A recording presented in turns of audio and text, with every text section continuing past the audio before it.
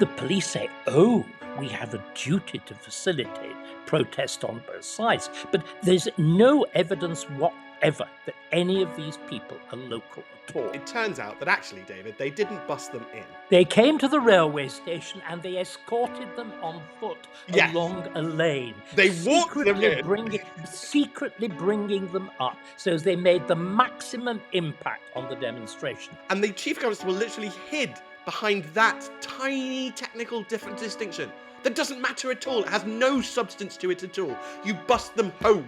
It doesn't matter that Nigel got it a bit wrong and said you bust them in, when, by the way, you were all lying through your teeth to the public. The whole of the online safety bill is going to be, I think, become a very important part of the repertory of repression of freedom of speech in this country. That very decency of the English people, the essential quietness, the calmness, the non-demonstrativeness, the queuing, has rendered us more easily victims of this. Hello and welcome to David Starkey Talks. This week I have the great privilege, I'm Steven Barrett, and I have the great privilege and honour of interviewing David, of whom I'm incredibly fond, who is one of our country's leading minds and thinkers. I've never interviewed anybody before, so I might be a bit ropey. Let's hope this I'm goes suddenly well. nervous. Stephen, hello, by the way. Well, quite. Well, it's an absolute pleasure to see you, David, as always. I thought we'd start with the protests in Epping, and not least of all because, well, Epping, Diss and Canary Wharf, but it looks now today as though there were protests last night in Leeds, which will lead us on to the new Act of Parliament that is censoring everybody. And it looks as though there are protests in Norwich now as well. It looks as though across the country, people are saying no. And what's your take on that? I think there are several points we need to make. The first, of course, is that this is an interesting reward for what was designed to diffuse tension. The idea that if you distribute, if you spread it around, it will be less objectionable. And in fact, of course, it's had precisely the opposite consequence. There's another way you can put it, and I think we ought to investigate this one, but I think it will be a take that you will like. Remember, the whole notion that we welcome the refugee, that fundamentally there really shouldn't be frontiers and nations are all a bit passé. This is the most typically elite London-centric belief, the kind of postcodes, I fear, which you and I live in. But what, of course, we're seeing is this belief now being visited on deepest, most comfortable provincial England. Suddenly, it's not London, it's not Manchester, it's not Birmingham, it's not the northern towns. It is Epping, it's Diss.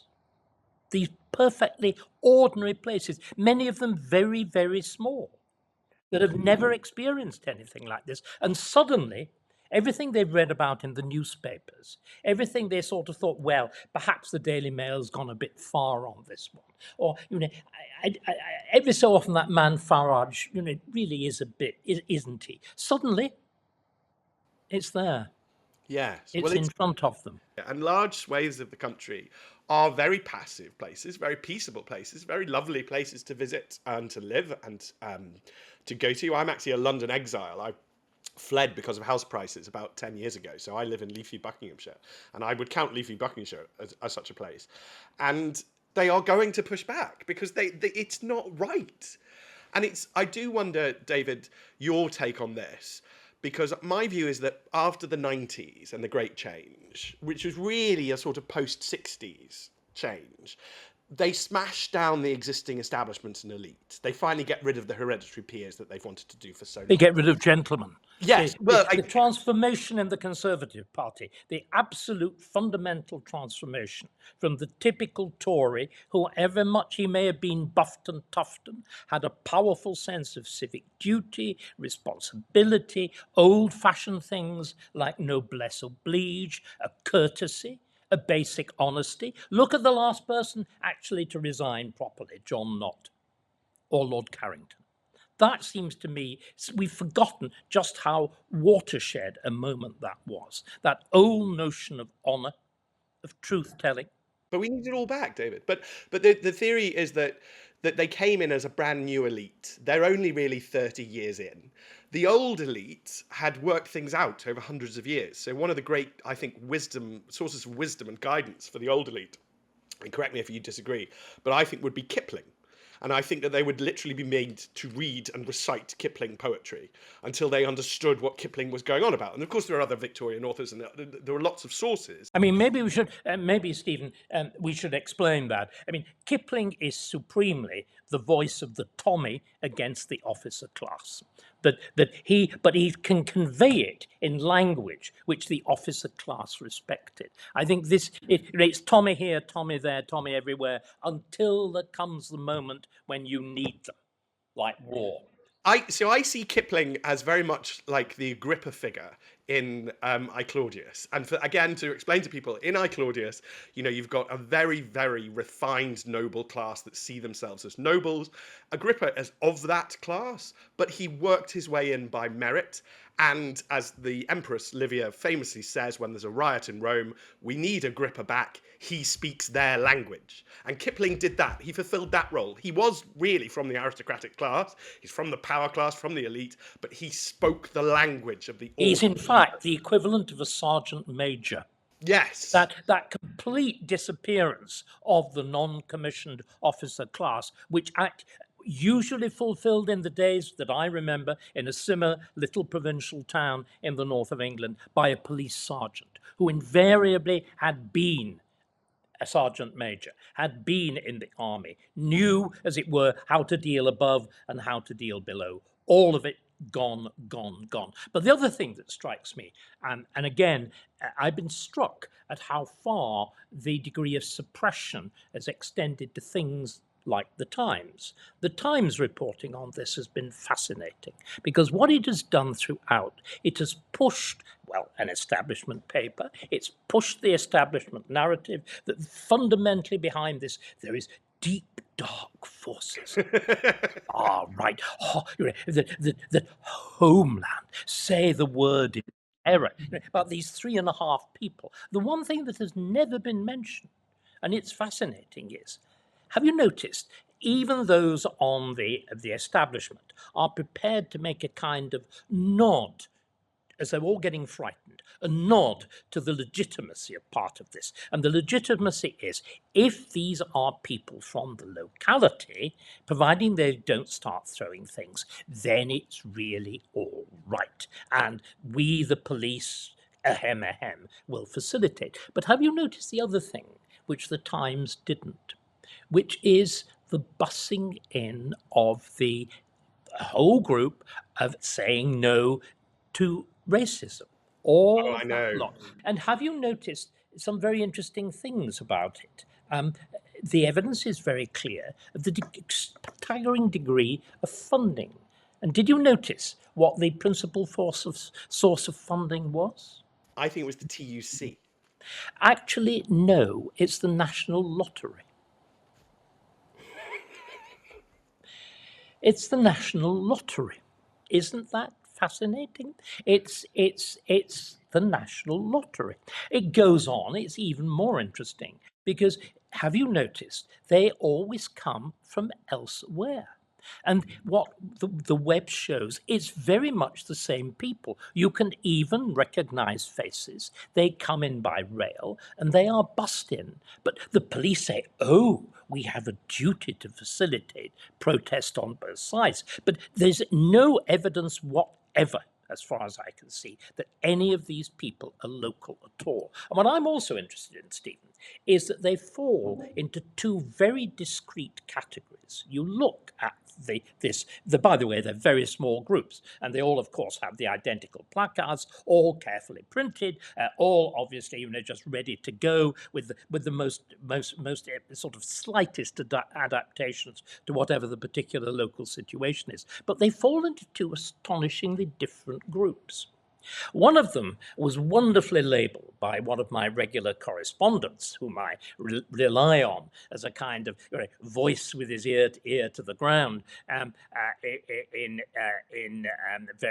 various bits of Essex where all of this lot kicked off. And he came up with this wonderful word which I haven't heard before. He calls them DOBs, D-O-Bs. Guess?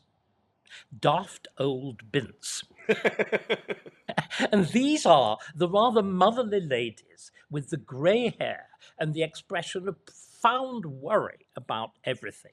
These are the ones, of course, who suffer from this terminal self-destructive empathy. They sympathise with everything they shouldn't. And you know what? I think they act as a smokescreen. Because who are the other lot? The other lot are tough-looking young men, usually masked, black T-shirts, tight-fitting shorts, boots, and clearly just up for it. And it's extraordinary, the nature of that group. And again, that seems to me to say so much of the kind of coalition which is acting as the, dare one use the expression, the shock troops of this elite, because the elite does have some supporters. The elite does exactly the kind of people who are going to vote for the Nut, Choc and Sultana party, as I call it. These are exactly the people. But it is this curious role of the retired middle-class woman who was a school teacher, church warden. Enormous numbers of them are C of E retired or actually practicing clergy. And they act as the ultimate useful idiots. Well, it's the communism of middle class ladies of a certain age, and I think it is about time. I have no trouble with the phrase shock troopers at all. I have no trouble calling this what this is. This is the black shirts. This is the phase, and the black shirts came first in Weimar Germany, long before the brown shirts came. And it's right. I want to highlight two things. One is that you said that they bust them in, and so ridiculous has our society become that the Chief Constable of Essex was allowed to hide behind that phrase because Nigel Farage said that they bust them in and he called for them to resign. And then they had this ridiculous press conference. And then it turns out that actually, David, they didn't bust them in. They came to the railway station and they escorted them on foot along a lane. They walked them in. Secretly bringing them up so they made the maximum impact on the demonstration. Oh, I'm absolutely with you. Absolutely with you. And that's the substance of the point. But they walked them in and they bust them out. And the Chief Constable literally hid behind that tiny technical distinction. That doesn't matter at all. It has no substance to it at all. You bust them home. It doesn't matter that Nigel got it a bit wrong and said you bust them in, when, by the way, you were all lying through your teeth to the public. But sorry, stop, Stephen. It is this lie. It is now the absolute I've been going on about this a lot. It is the omnipresence of the lie. You said from the 1960s. It, of course, begins in the immediate wake of Enoch Powell, the Race Relations Act, and everything else. There is the gigantic lie that diversity is a good, that Windrush built Britain. All of that has to be enforced by something else that we'll be talking about, I'm sure, later, increasingly stringent limitations on freedom of speech. Lies get found out, and if they get found out too often, too widely, as is going on now, the danger to those who are purveying those lies, who depends upon them, becomes greater and greater. But as always, you refer to, the kind of slow movement from the 60s, but surely there is an astonishing acceleration from 1997. The master of lies, Alastair Campbell, the man who turns lying into government, the entire basis of this notion of comms. Yes, lying. It's lying. I mean, somebody whom I constantly cite as one of the great unknown figures of the 20th century, F.M. Cornford, that great classicist at Trinity, Cambridge, who is the author of the wonderfully named Microcosmographia Academica, which is the great book on politics. It's in theory about Cambridge politics, but it's a universal study of the political process and just how dirty it is. He served in the civil service. I think he was in the cabinet office in the First World War, which, remember, is the center of all of this lying. And he was in charge of propaganda, and he comes up in a newly revised preface to the new post-war edition of the Microcosmographia with this immortal phrase, propaganda, that branch of the art of lying. And the trouble is, it's everywhere. It's everywhere. Again, we went back to that world of the Notts and the Carringtons. The fundamental sin used to be lying to the House of Commons. The Prime Minister does it every single time he opens his mouth, to absolutely no reproof from the Speaker. And on that point, I had an extraordinary exchange with somebody whom I can't name, because they're actually a very senior figure in current politics. And he made the point, he said, I do think Starmer was actually watching rather carefully during Boris Johnson's premiership. And you know what? He behaves just like Boris. He says the first thing that comes into his head that will get him out of any corner, and therefore just rides out any opposition. And the trouble is, this is happening in every area you look at. It happens in the whole nonsense of gender recognition. It happens in the ludicrous statements about our public finances, that we want growth, growth, growth, and do everything we can by increasing taxation and regulation to make sure there isn't any. I mean, how much longer can this continue? And you're much younger than I am, Stephen. That's right. I didn't say. I'm in my 80th year.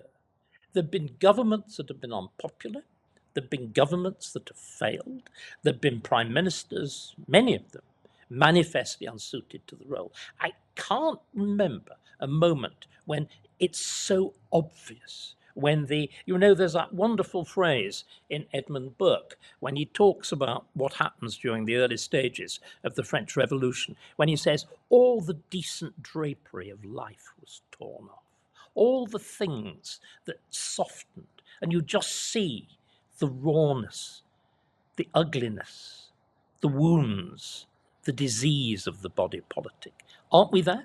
We are very close, and I think there's a point because I see Alastair Campbell as fundamentally a tragic figure, because he's caught up in the biggest lie of all, which is that Tony Blair won a landslide in 97. And what actually happened was the Conservative Party lost massively in 97 because of the state they'd got themselves in. Exactly like last year. Yeah, exactly like last year. But then they all bought into the lie, and they all said Tony won it. And then because he was there, he was like, that must have been my work. I did this. I'm brilliant. And they go on Goebbels' line that if you just repeat a lie often enough, the people will believe it. And there's an inherent tragedy to that too, David, because they think that is some sort But sorry, doesn't a tragedy require some virtue? Yes, I mean, if you don't have sympathy sorry, for this is not a tragedy. I mean, please, can you see any virtue in Campbell? I mean, do you really think, if you will remember the scene in Macbeth where Lady Macbeth contemplates the hand stinking with blood and sees that all the perfumes of Arabia will not sweeten this little hand? Well, all the perfumes of whatever Rory Stewart was unkindly called, if you remember Florence of Belgravia, will not sweeten Alastair Campbell. He stinks. That's been the foundation malign genius of our politics. And unfortunately, all succeeding governments have effectively cast themselves in the same mold. This is the infinite tragedy. People whom I think are fundamentally decent people. An obvious example is somebody like Rishi Sunak, an essentially decent and honourable, if not very distinguished man, finds himself presiding over this kind of machine and actually encouraging it to bite deeper. Now that's the tragedy, that somebody like him is a kind of Mephistopheles, and I think he has many of the talents of a Mephistopheles. He's a man who corrupts, a man who seduces, a man, again, it's a great temptation, isn't it? It's the temptation of Christ and the devil. It's offering all the kingdoms of the earth. That temptation, which it's quite clear Christ swallowed twice before rejecting. That temptation of absolute rulership, absolute power.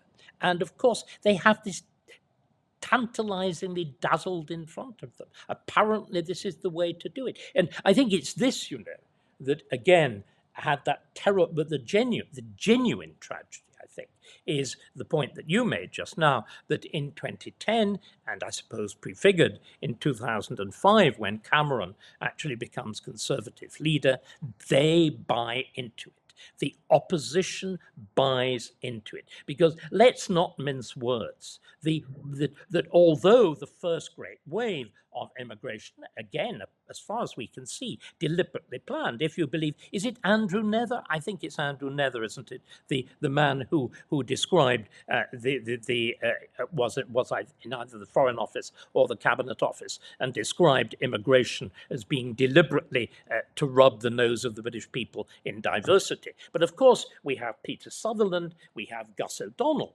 the permanent secretary of the Treasury, saying that he regarded it as his job not simply to encourage national well-being, but primarily global. This extraordinary. It is extraordinary. It's a ridiculous idea that we owe the world anything.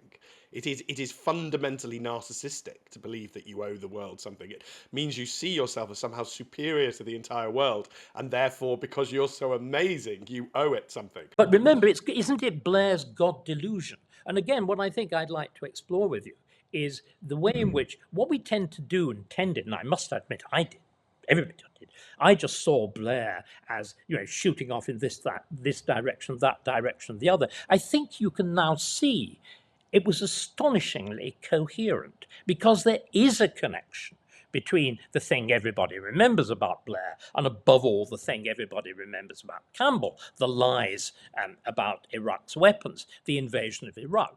The invasion of Iraq was based on exactly the same principle as mass immigration. That is to say, all human beings are basically the same and want the same thing, which is to be a Midwestern American and to live off hamburgers and Coke and, watch, I don't know, whatever it is, South Park or some soap opera or another. Those external politics are exactly the same. They're mirror images of each other. You invade Iraq because you think they want to be like you. You let Iraqis in consequence of what you've done, or Afghanis or whatever in consequence of what you've done there, on the assumption they are potentially just going to be like you. So Ruda Cabana really is the little Welsh choir boy. Well, yes, and you know that utopias don't work.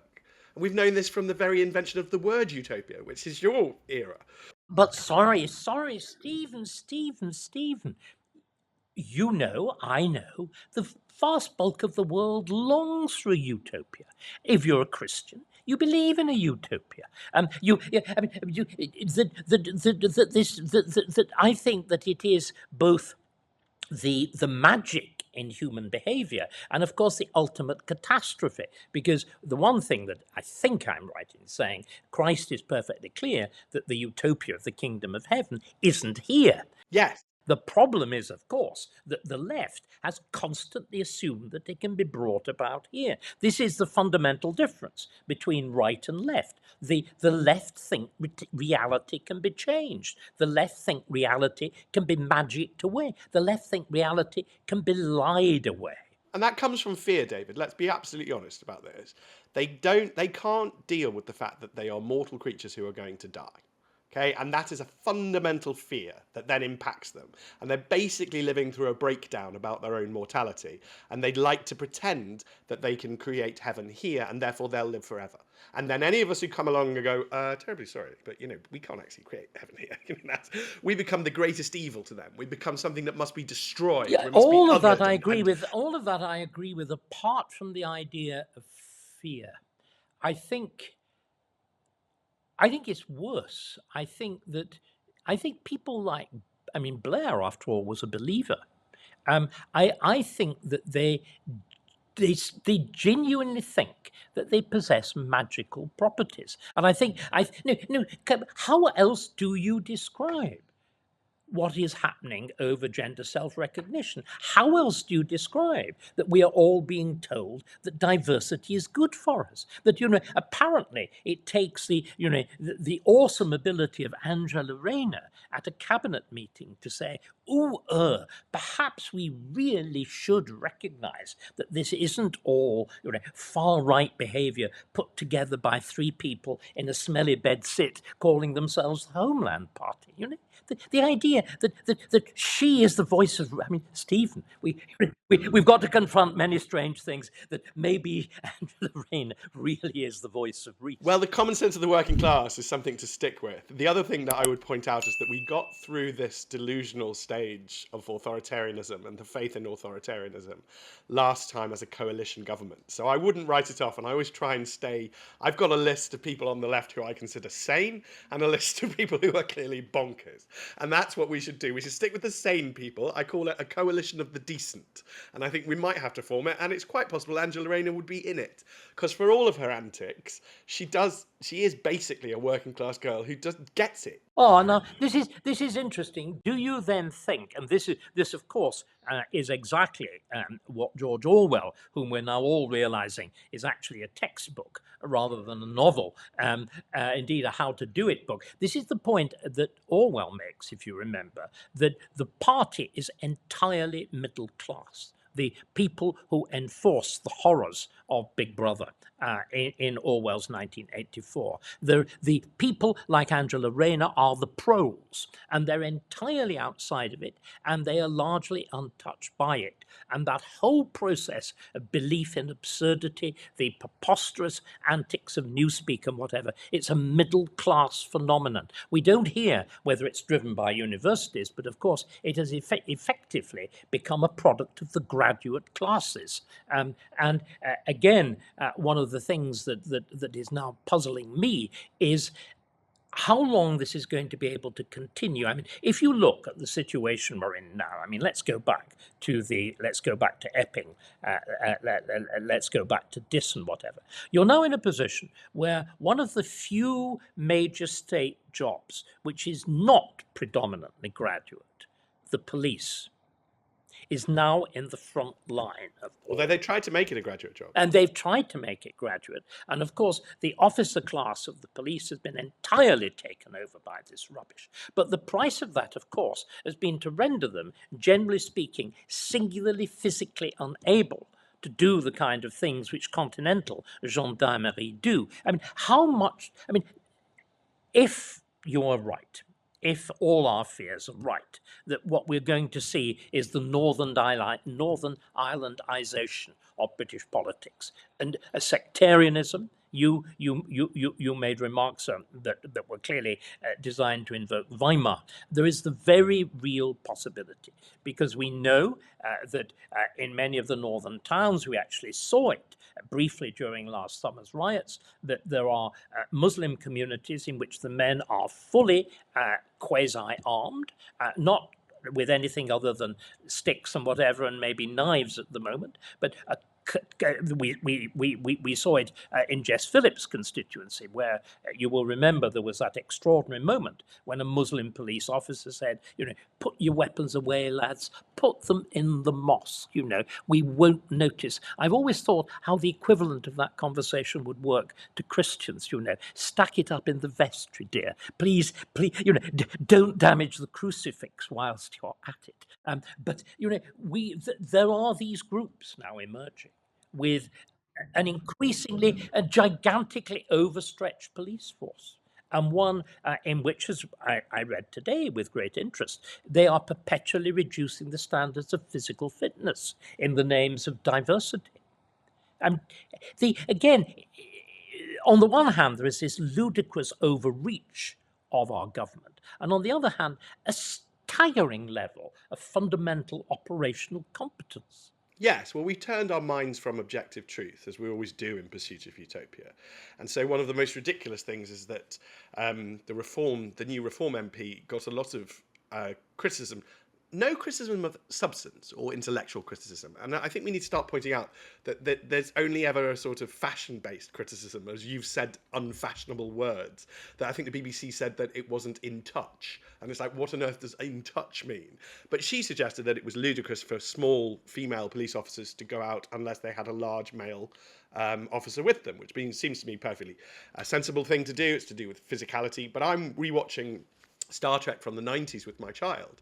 And you do get these ridiculous scenes, David, where a woman who's like 5 foot tall brings down a 7 foot, monster by magically putting her hands together and hitting him once, tap on the back. And it's just like, there is objective reality. Foucault and the postmodernists have to be utterly rejected.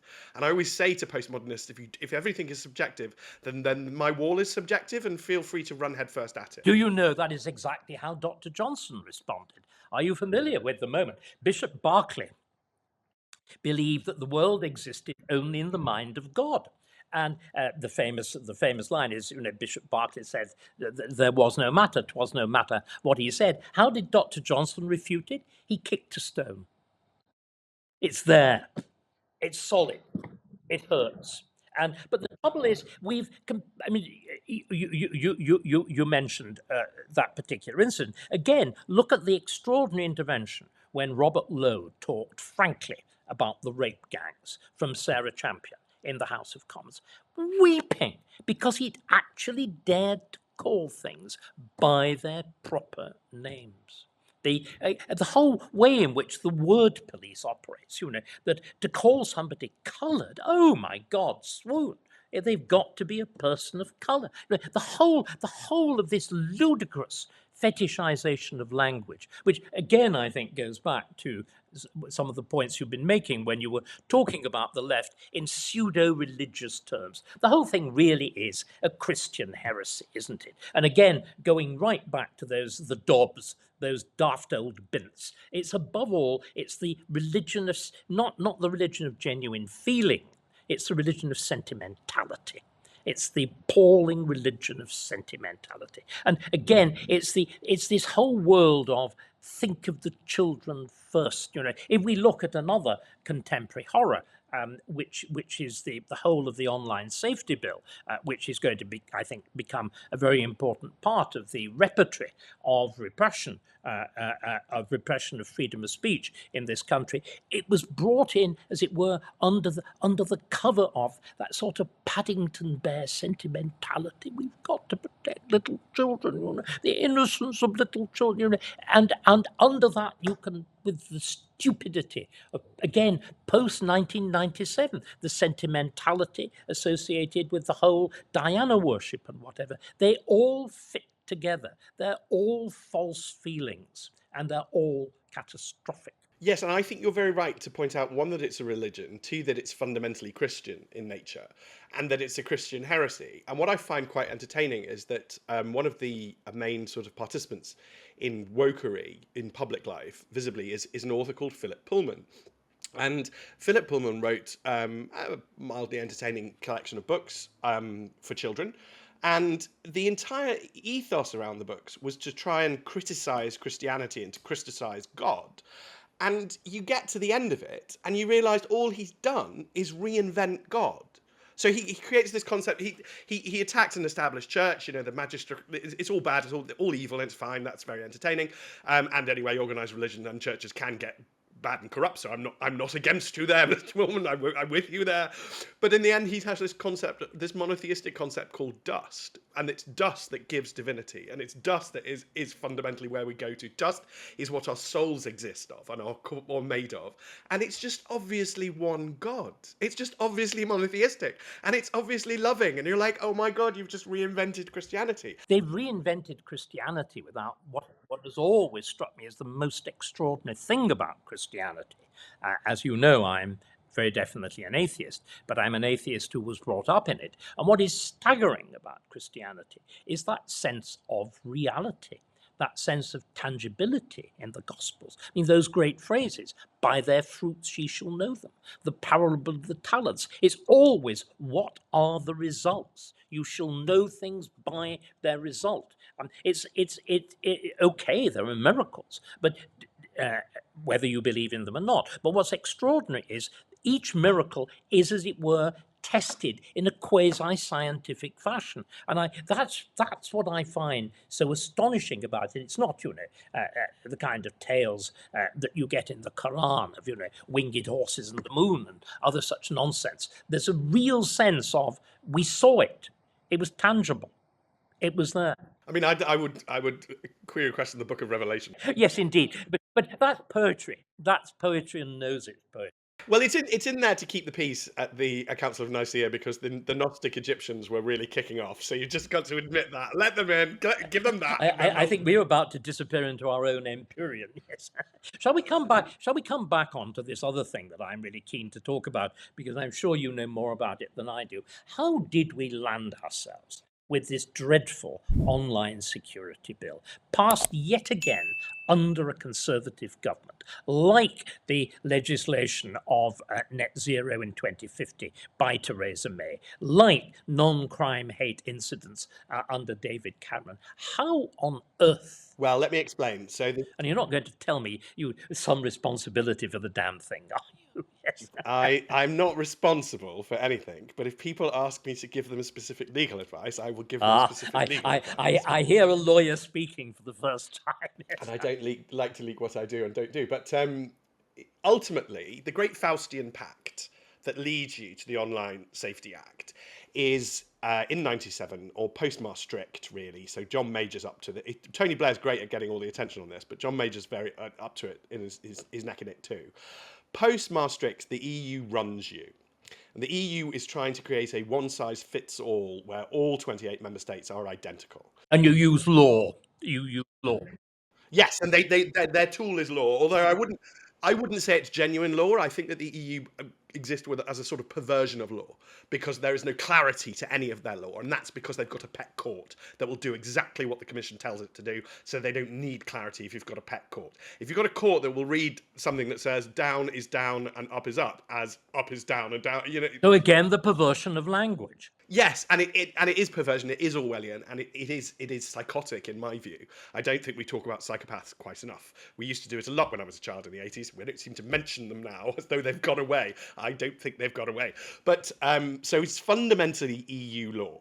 Okay, just always remember that. And the pact is, if you come in, go on the telly, look impressive, go to conferences, fly in private jets, and shut up and do nothing, we will carry on making your laws. And that's the same pact that almost every prime minister, except Boris Johnson and Liz Truss, were willing to accept. And look who got taken down, one of them very quickly, in event to that. Mr. Sunak, for all his virtue, and I think you're very kind to Rishi, although I do also think he's a lovely chap. I've got a list called, who would you leave your kids with? And he's on my list of people I would trust, to look after my child. So I'm not anti him in any way, but I think he also accepted this Faustian deal. Oh, certainly. I mean, he's a standard member of the globalizing elite. Yes, and so just go on the telly and the civil service will run everything. And Keir Starmer has clearly accepted exactly the same deal. And the problem is the wheels are falling off this bus because actually the civil service doesn't have the slightest clue what it's doing, and it's becoming increasingly totalitarian as it gets scared. And the Online Safety Act, which is mirrors EU law. Okay, this is why there are currently. I saw an account from Sweden saying, "Why was I censored? When this is stupid UK law." And it's like, well, because you've got stupid EU law. Welcome to the world of stupid laws, mate. But it is fundamentally oppressive in the desire to protect children, which I think fundamentally it can't do, and the wanting to be safe as a human universal need. Oh, but isn't it also a terrible problem? Can I remind you the word safety appears in the title of that act? Can I also remind you, but I'm not sure that I will quote him correctly, of Benjamin Franklin saying a man who will sacrifice his freedom for his security will lose both. The entire EU is a safety-first regime, isn't it? The ludicrous overregulation is safety first. Now, I want to put a very different case to you.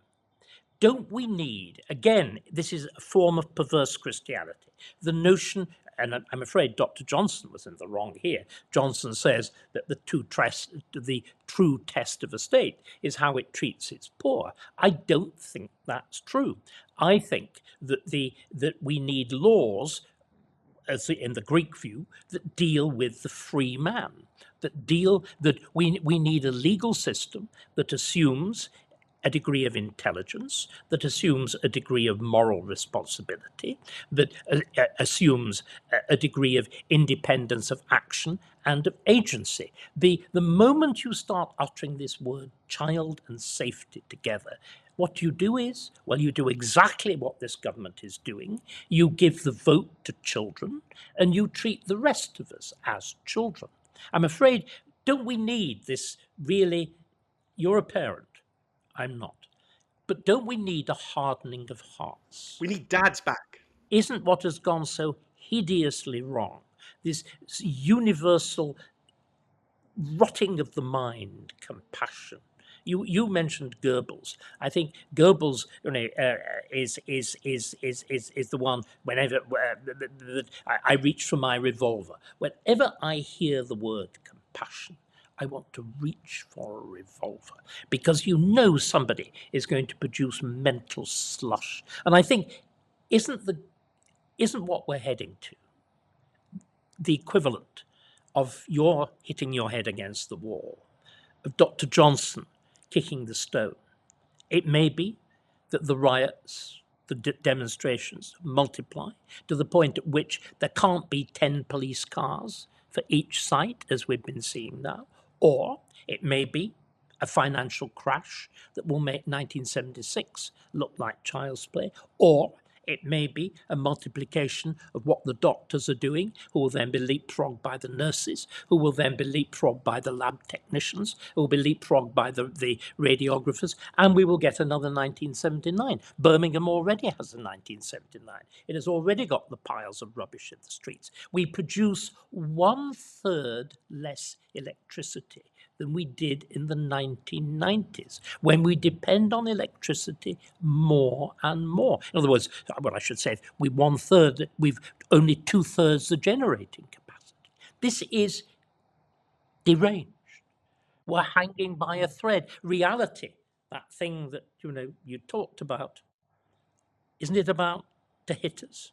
Yes, and I think that it's likely to do so across the entirety of the West because we went down this globalization route. I always like to point out the difference between apples and Cavendish bananas. So literally every banana anybody listening to this or watching this has ever eaten is a Cavendish banana. That is one variety of banana. Very low statistical chance anybody watching this has ever eaten a non-Cavendish banana. Apples, loads of different varieties. If a disease comes along, and it probably will one day, that attacks the Cavendish banana, overnight we might have no more bananas. I would not weep a single tear. Well, that's fine, and neither would my child. I loathe the That's thing. absolutely fine, but overnight we would have no bananas. If a disease came along that attacked golden delicious apples, the other types of apples would take over. And that's the difference systematically between being globalist, which is one identikit system, which is if you get one flaw, it can go catastrophically big, because you're all designed in exactly the same way, and systems being slightly different, so that a bad thing can't necessarily spread from place to place. We are globalism, so we are all experiencing this problem at exactly the same time. It's no surprise that every single Western nation has all of these problems. David, I may be being nostalgic, but I would rather have these problems here. I fundamentally believe that we are still a decent country. I still think we do queuing. I think although we haven't actively tried integration, we have integrated vast swathes of our immigration population over the last 60 years. I think if we go through rule of law collapse here, I think we'll get through it better than everywhere else. But yes, what's going to cause it and exacerbate it is if they keep reaching for more censorship and control. Because it just, after the Southport incidents, which they never declare a riot, by the way, because that has an impact in insurance law, and I don't think it was a riot, but the media class going, shut up. After Southport, it struck me that these are just decent, ordinary people who are going to push back no matter what happens. If you talk to them, which is what the bollard should have done, what Starmer should have done at Southport. He should have talked to them and charmed them, as Agrippa would, because Agrippa speaks their language. But Starmer is a robot. No, he's awful, but he's going to cause this. They're going to be causative of these problems. But sorry, we have to deal with what we've got. We've got to deal with what we've got. We've got somebody who isn't eloquent, who I don't think is decent. Here is a man who accepts clothes on behalf of his wife. I know, from another man. It's insane. It's just admittedly, a gay man, but even they're so, all right, David. I think we can forgive them. But one swallows. a man who hides behind his son's A levels. Oh, I know. Why do you then have, in the current dispensation, because if we actually look at our constitution, there is absolutely no reason why he shouldn't be there for another 4 years. Why do you have that optimism? I mean, I can have it, and I sort of have it, if I half close my eyes, think of England, go for a walk, wander round as I've been doing recently, Westminster, you see early dawn, the Abbey, the House, the Thames. But then you open them and you think, God, who is in Downing Street? Yes. Well, I have a great faith in the British Constitution, and our great constitutional historian, if you like, or scholar is Dicey. And Dicey eventually came to the conclusion. Dicey is dead. He is, but he came to the conclusion that the American Constitution and the British Constitution are completely opposite, yet somehow managed to achieve the same thing.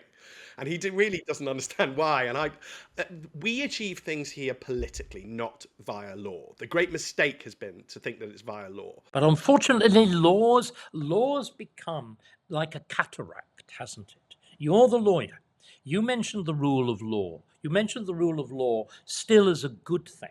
What's happened, of course, thanks to Blair, thanks to Tom Bingham, is that the rule of law has become like a cataract. It now sets itself up above the authority of Parliament, above the sovereignty of Parliament. It's the rule of the few over the many. It's the absolute inversion of our Constitution. Blair did his work so very thoroughly. And I think there's only just now the faintest dawning realization of the extent. I mean, I would want to put it to you that, in fact, what happened from 1997 onwards was, even to talk about it as globalization, in a sense, dilutes it. And I think it's also one of the reasons why the consequences are so shocking here. Remember, for the essentially absolute monarchies, modified slightly by the forms of democracy of continental Europe, in other words, states that have always had standing armies and bureaucracies and gendarmerie, what they have now isn't all that different from what they've been used to. For us, it's utterly, radically different.